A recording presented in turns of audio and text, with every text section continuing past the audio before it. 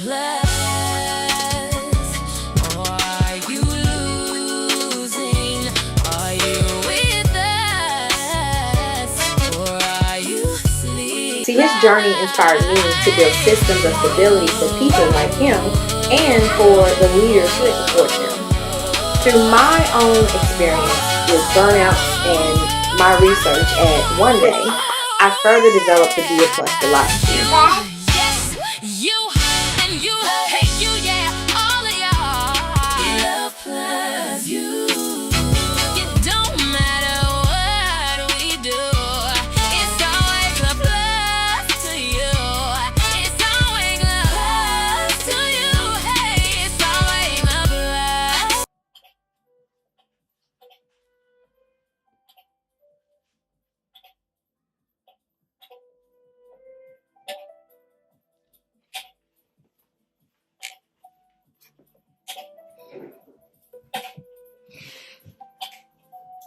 Welcome.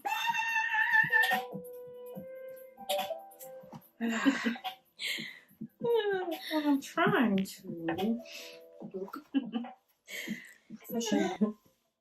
Maybe I should button.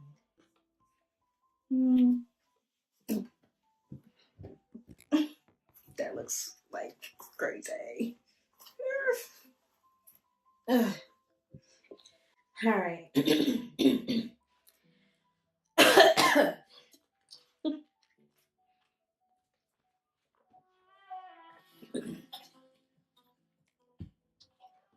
Welcome. Welcome back. Welcome back to the Uncommon Love podcast. I'm your host, Audrell, and I am also the author of Uncommon Sense. So, I am also a vocalist, a songwriter, and founder of Beloved Plus.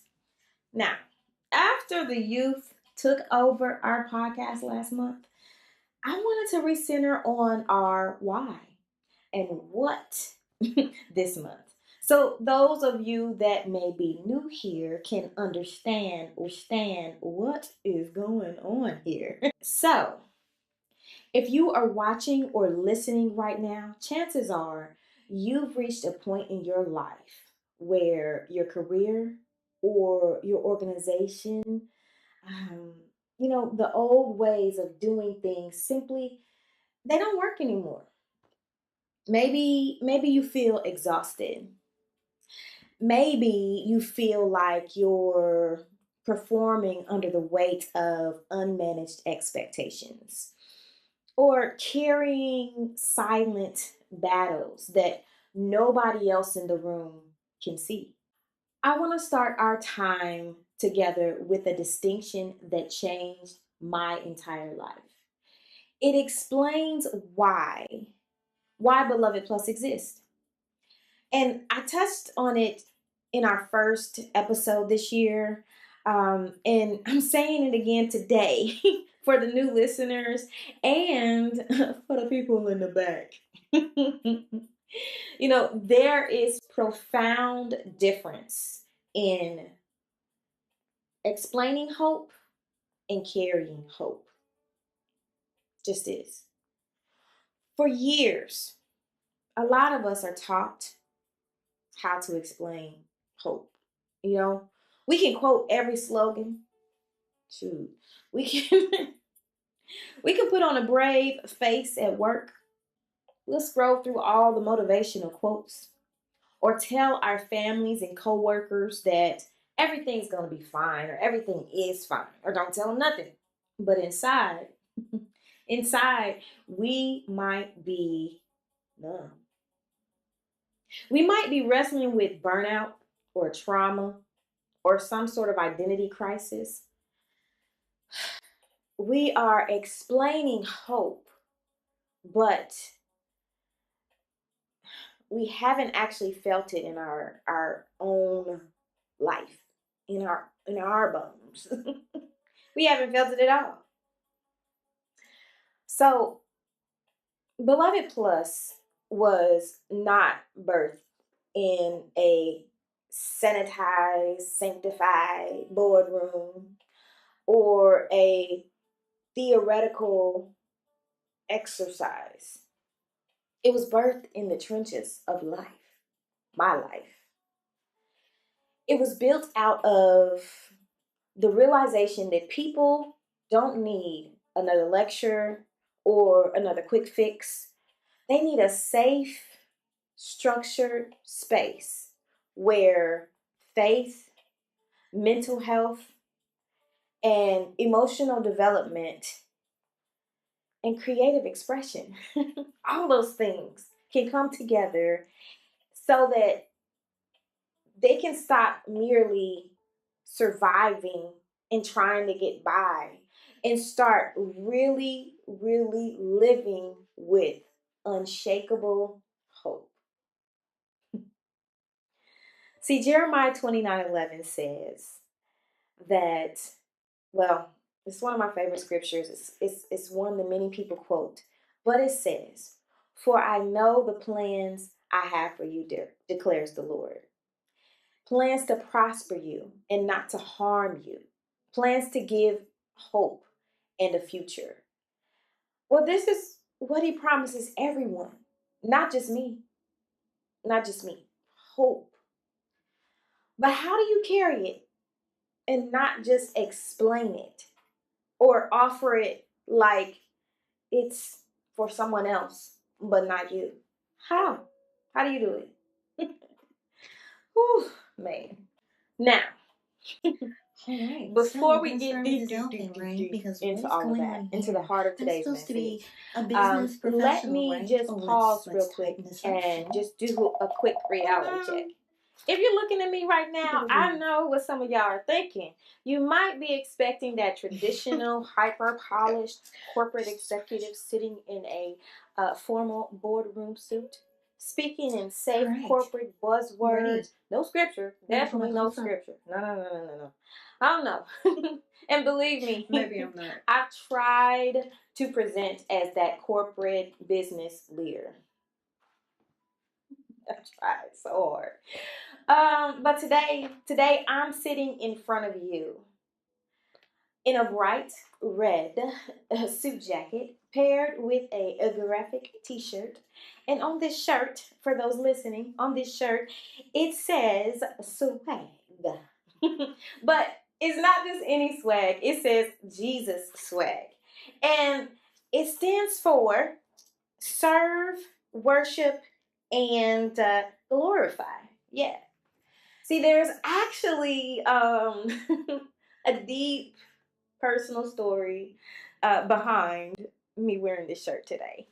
And, I'm going to tell you, yes, I'm going to tell you, years ago when I was struggling with my own identity and wrestling with where I fit in the world, someone told me that swag stood for secretly we are gay.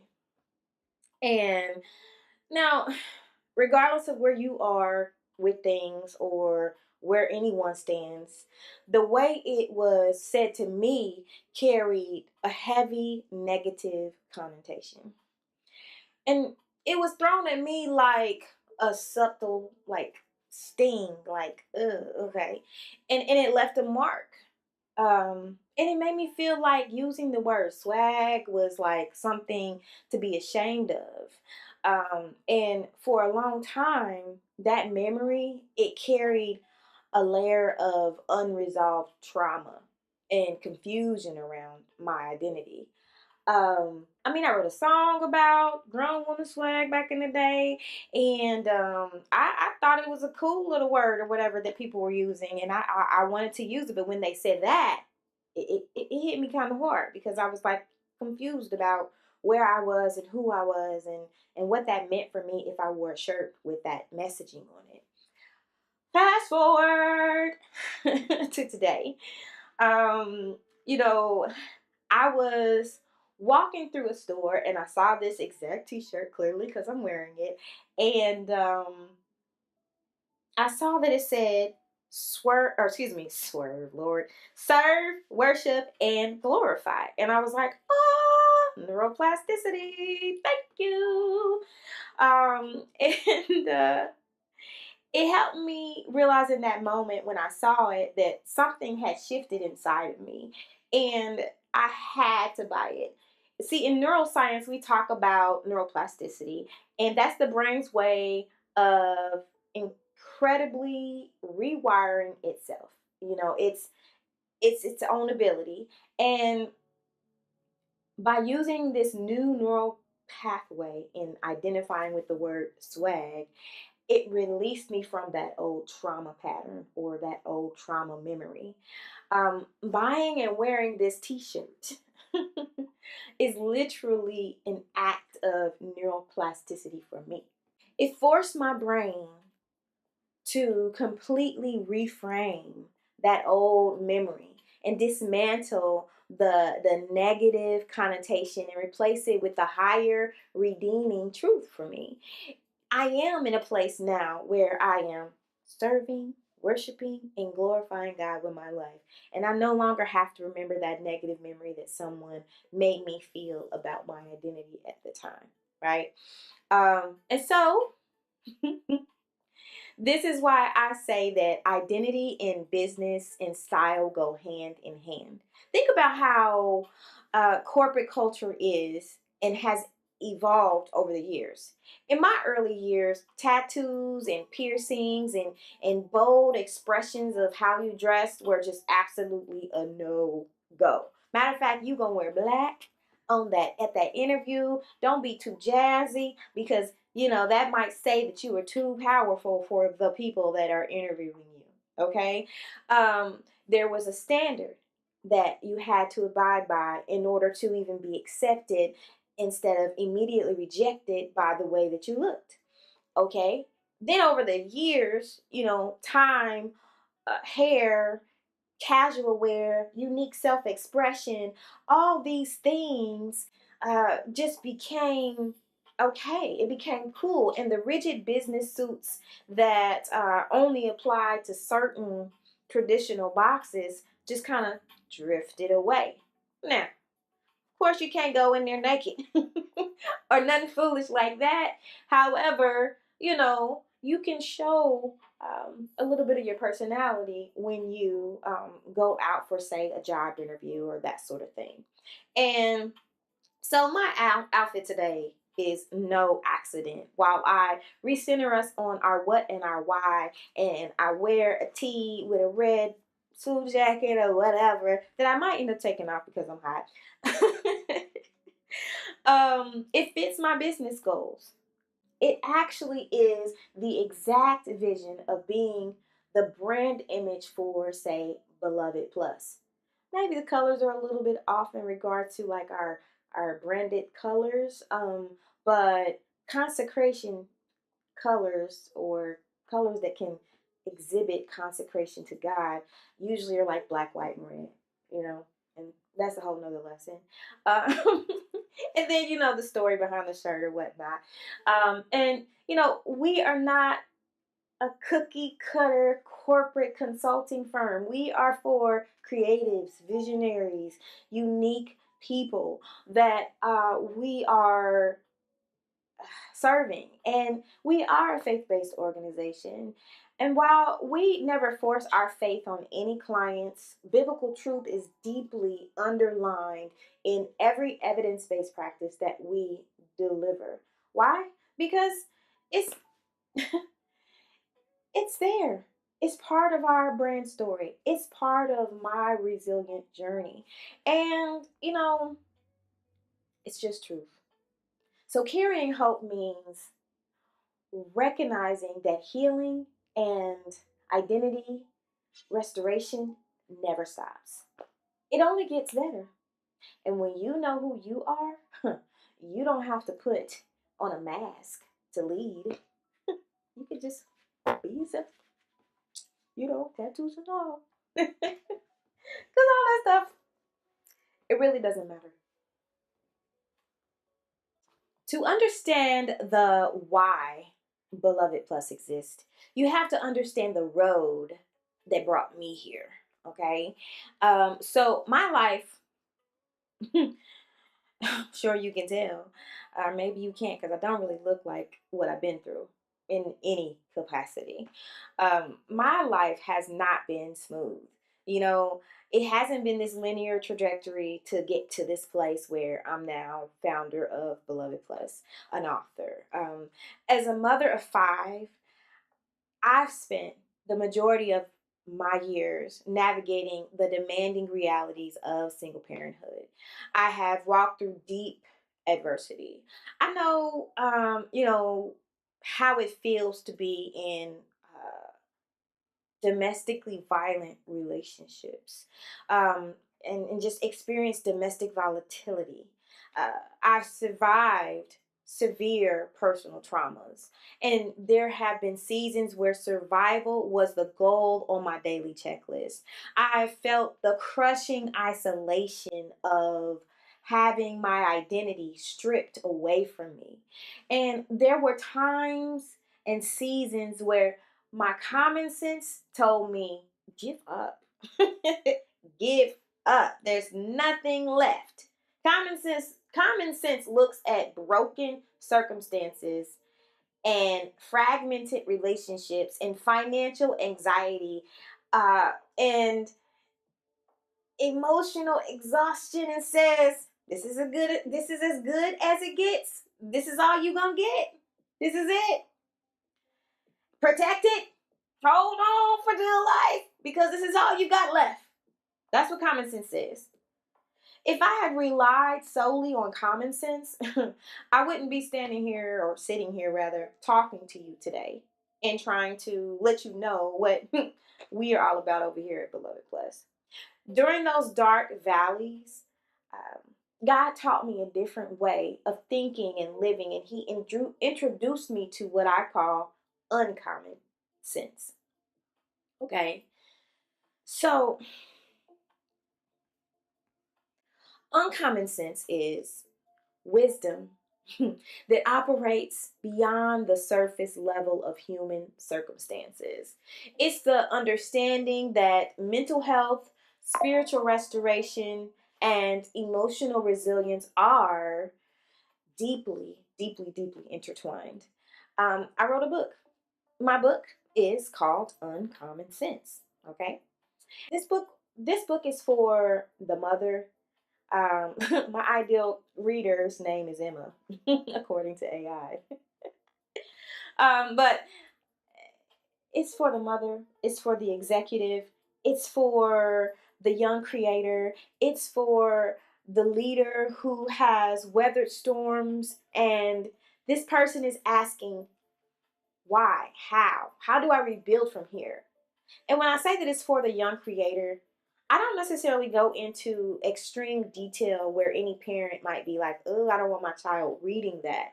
But I do say real life situations that, or talk about real life situations that I encountered, um, throughout my testimony section of my book, that should trigger the reader to think about the choices they may be making. So if there is a young teenager out there that is starting down that road of, say, promiscuity, and making choices that may position them to be, in some of the traumatic experiences that I endured, then they would be able to read my story and say, oh, I think I don't want to keep making these kind of choices, because this could be where it's leading. Okay. Um, Now, in chapter 2 of my book, I have a sample of it here. In chapter 2 of my book, I dive into identity development. And I'm going to read a small portion from it. And this is chapter 2, page 60 in the book. And in my book, in my book, in my book, in my book. So exciting to say that. I mean, just to be able to say that you have this book. And this is a big book. It's thick. It's a whole bunch of pages. It's a lot to read. So I'm just saying, it's not just some. Anyway, let me focus. It says, in essence, the study highlights the intricate interplay between external work demands and individuals' internal cognitive abilities. It underscores the role of thought control as a kind of self control in managing distracting thoughts within work environments. Importantly, the findings suggest that the impact of time pressure on thought control varies depending on workers' cognitive ability to suppress unwanted thoughts, providing valuable insights into the nuances of dynamics of self-control and attention regulation in the workplace. So, in this part, I start off by talking about a study that is done by Blasberg, I can't say this right, Sherfin and Brandt. And the study was conducted because they were investigating the challenges of work demands and the thought processes of employees. And so in that portion, I am using that to talk about how common sense in our decision making in everyday life is something that plays in the background of our thoughts. Okay.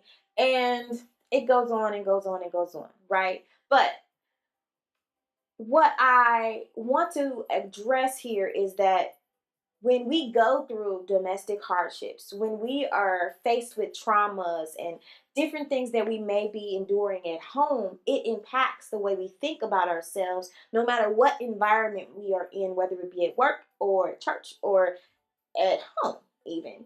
And so in essence, it can then trigger us to go down a path leading to burnout.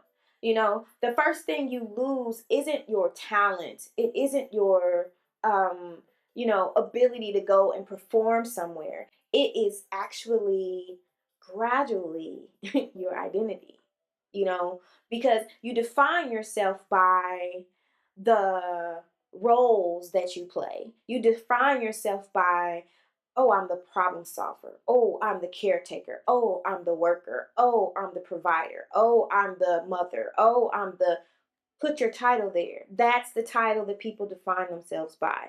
But under all those titles, your true identity suffers and it begins to suffocate if you never give it any time or focus and understanding.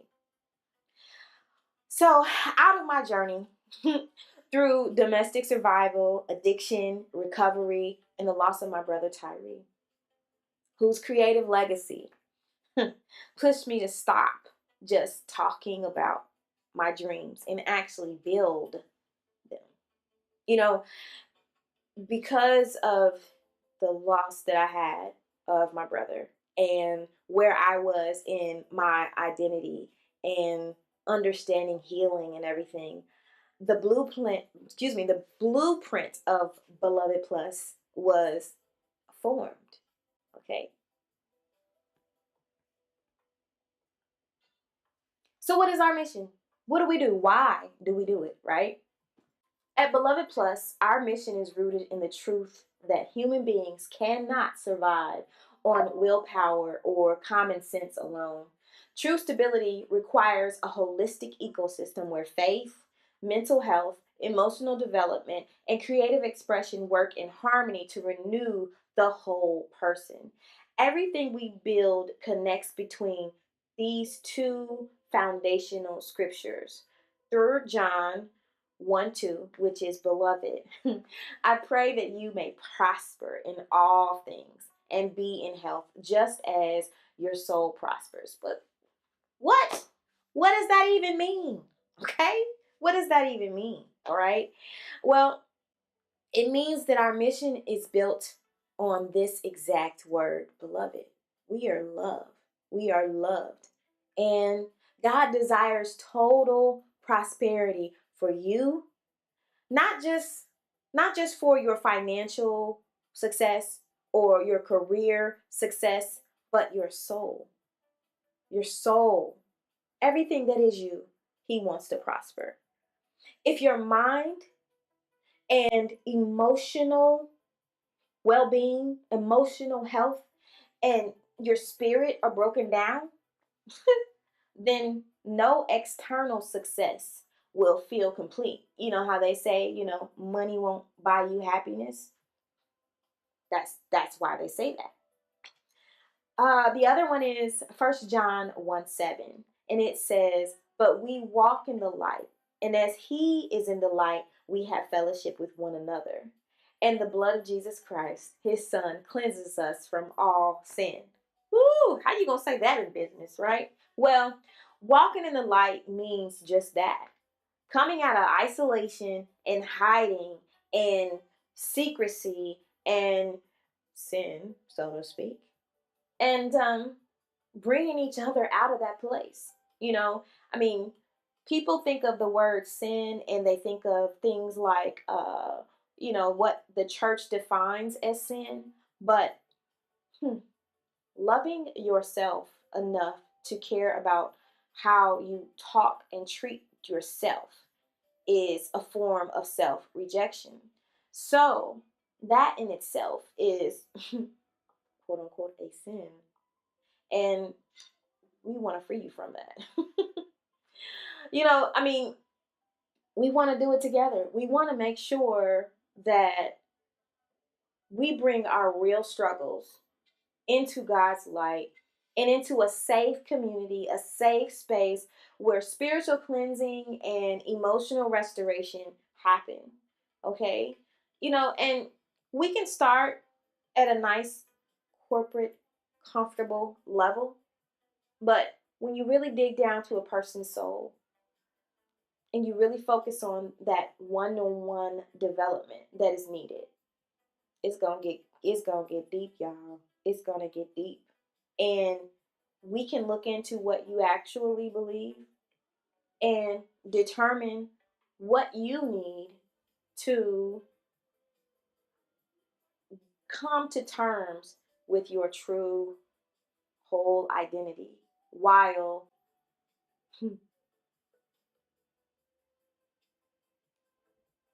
aligning you in God's light. Walking in the light means coming out of isolation and hiding.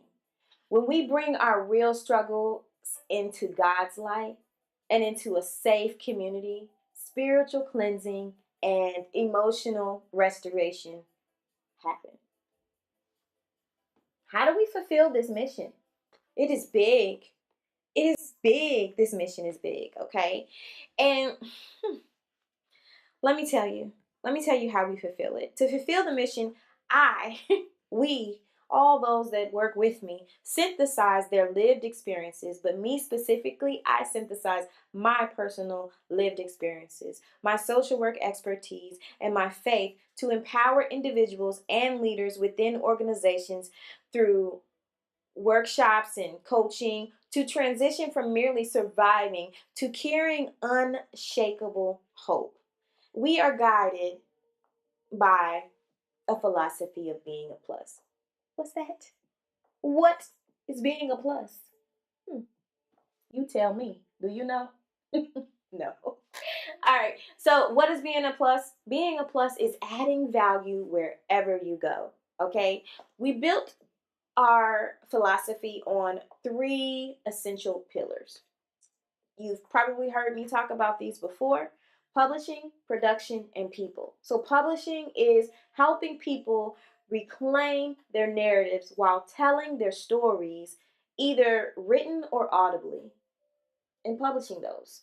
Production is using creative expressions of or art or music and media like this, the Uncommon Love podcast, right? As a tool for emotional release, learning, growing, development, and people. Me and you, okay? People is providing workforce resilience, coaching, professional development, or one-to-one developmental coaching for individual creatives and visionaries. And workshops for teams, workshops for youth, workshops for family development, support tools to help people to transition from a state of survival to living. Because, see, my life story, it proves that no matter how severe the storm, no trauma or setback is permanent when aligned with spiritual truth and intentional recovery. Speaking of our people pillar, we just successfully wrapped up our incredible A Plus Youth Summer Creator Program or workshop. It was powerful, just powerful. Seeing our young minds blossom in entrepreneurship, emotional grounding, and creative confidence. It was amazing. And that was the feedback that all of the young creators gave me. They gained more confidence. They were excited. They hated to see the program was ending. You know, of course, they were happy that they made them some money. And collectively, all of them made about $200 at the event at the end of the summer, which was awesome. Some of our young creators are even currently being featured in an art exhibit at the Central Library downtown Indianapolis, and details are on the screen. So, you know, please, if you are, available today, it's actually this evening at 5, I think it is. I don't know. Details are on the screen. Go to the Central Library, check out the artist's work. The art will be on a display until the end of August, but tonight, we are actually going to be at the Central Library, so you could actually meet some of the artists that have their art on display for this exhibit, which is so amazing. Dream come true for me and dream come true for my daughter and the students that were part of the program. It's just amazing. Thank you for allowing us to be a part of Universal Drip 5. Thank you, Mr. Omar. I just so grateful for the opportunity. So check it out. Now, another thing that is coming up, lots of announcements right here, is we are going to begin doing a free workshop bi-weekly or so, and it is for visionaries, it is for creatives, it is for insurance brokers, it is for HR executives, it is for anyone that is looking for a tool to offer to either their staff, their employees, or themselves that helps them deal with feeling emotionally drained or spiritually thirsty. This workshop will give you practical tools to refill, and it is called the Restoring the Well free workshop. So I am also putting the information for this either on the screen or in the chat or whatnot. Go find the links and register for that, because this is actually part 1 of the episode for this month. And before I sign off today, I wanted to share something very intentional that I learned from the kids that took over last month in our languaging and what we say at the end of every episode, okay? We often close out with the phrase, love you more. Well, our culture continually emphasizes self-love, telling us that loving ourselves is key and we are enough. Well, yes, we are, but God is really the one that is enough, okay? We can't really be enough without his support and him being a part of us. So him in us is enough, yes. And if we love him enough, then we will definitely love ourselves even more. Because sometimes if we focus too much on loving ourselves, we may ignore his will and his direction for our lives. And so I want to change my slogan at the end of what I say all the time, just like the kids did at the end. And I want to offer this little piece of uncommon sense, okay? On our own strength, we are not enough. And we cannot properly love ourselves in a vacuum. True, healthy self-love and love for others only happens when we look through the lens of loving the God in us. So, when you love God first, his love flows through you, and healing and protection are all a part of who you are. And that is why from this episode forward, and actually a couple episodes ago, we will be closing our slogan with what we gotta say, what we gotta say, what we gotta say. Be a plus and love God more.